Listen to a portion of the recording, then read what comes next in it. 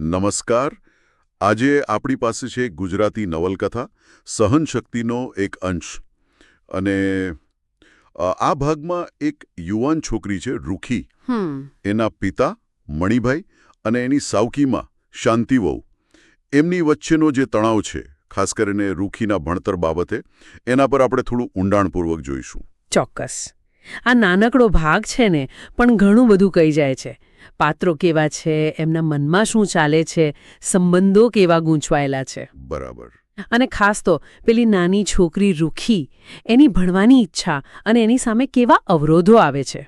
એટલે રોજની જરૂરિયાતો અને સપનાઓ વચ્ચેનો સંઘર્ષ દેખાય છે. હા, તો શરૂઆત કરીએ શાંતિવહુથી. પ્રવાસ પરથી પાછા આવ્યા છે અને આવતા વેત જ રૂખી માટે એમનું વર્તન ફરી કડક થઈ ગયું. હા, તરત જ અને સીધી માંગણી મૂકે છે કે ભાઈ નાનો દીકરો છે લાલો, એને સાચવવા માટે રૂખીને નિશાળેથી ઉઠાડી લેવી પડશે. બરાબર. એટલે એમની પ્રાથમિકતા સ્પષ્ટ છે. ઘરકામ, છોકરા સાચવવા, રૂખીનું ભણતર એમના માટે સાવ ગૌણ, કદાચ બોજ જેવું પણ. અને દલીલ પણ કરે છે મણિભાઈ સામે. હા, કે રૂખી ભણવા જશે તો કમાશે કોણ, ને ઘરમાં જે પૈસા છે એ વાપરી નાખો. એટલે આ ખાલી જૂની વિચારસરણી જ નથી, કદાચ ઘરની આર્થિક સ્થિતિનો પડઘો પણ હોય એમાં. અચ્છા. અને બીજી બાજુ મણિભાઈ છે, એ તો દીકરી ભણે એવું ઈચ્છે છે. એમની વાત પણ સાચી લાગે છે કે ભણેલી રૂખી આગળ જઈને લાલાને પણ ભણાવશે. એમનો ટેકો તો છે, પણ પત્ની સામે જાણે લાચાર, વિવશ. અને પેલી વાત પણ મને રસપ્રદ લાગી. શરૂઆતમાં જે ઉલ્લેખ છે, કોઈ કૌશિકે છેતર્યા. હા, અને ગાડીવાળાને વધુ પૈસા અપાઈ ગયા. હા, તો એ આર્થિક નુકસાન પણ કદાચ એમની આ લાચારીમાં ઉમેરો કરતું હશે. શું લાગે છે? બિલકુલ. આ મુદ્દો મહત્વનો છે. એટલે મણિભાઈની જે મૂંઝવણ છે ને, એ બેવડી લાગે છે. એક તો પત્નીનો આટલો વિરોધ, અને બીજું આ પૈસાની ખેંચ.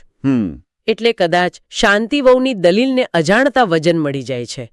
ભલે મનમાં દીકરીનો પક્ષ હોય, પણ બોલવાની હિંમત, શું કહેવાય, આ પરિસ્થિતિમાં ઓછી થઈ જાય. સાચી વાત. અને આ બધાની વચ્ચે રૂખી, એની ભણવાની ધગશ જુઓ. શિક્ષિકા બનવું છે ને.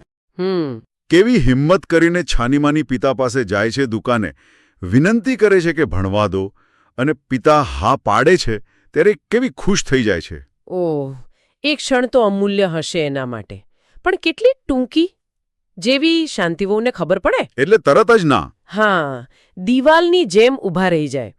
રૂખી કેટલી દલીલ કરે છે કે નિશાળ તો 3 જ કલાકની છે, પછી હું લાલાને સાચવીશ, મારી બધી બેનપણીઓ આગળ નીકળી જશે. પણ શાંતિવહુ ટસના મસ ન થાય. જરાય નહીં.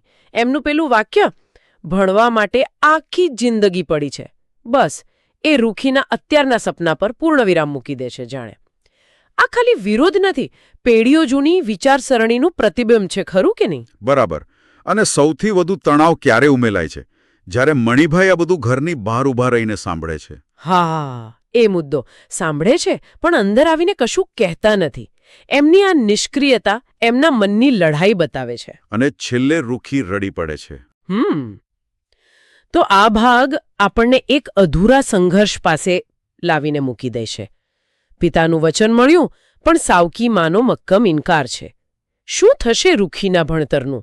અનિશ્ચિત છે. હા, શાંતિવહુનો જે પ્રભાવ દેખાય છે અને ઘરની પરિસ્થિતિ જોતા રસ્તો અઘરો લાગે છે. બહુ જ અઘરો. આ નાનકડો અંશ ખરેખર વિચારતા કરી દે છે.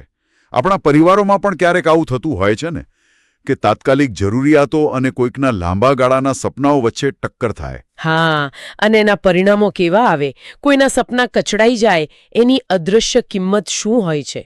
અને અંતે પેલો સસ્પેન્સ. લેખકે આપણને એક પ્રશ્ન સાથે છોડ્યા છે કે વામોજમાં મનસુખભાઈને એવી રીતે શી ખબર પડી હશે જે કદાચ આખી વાતને નવો વળાંક આપે.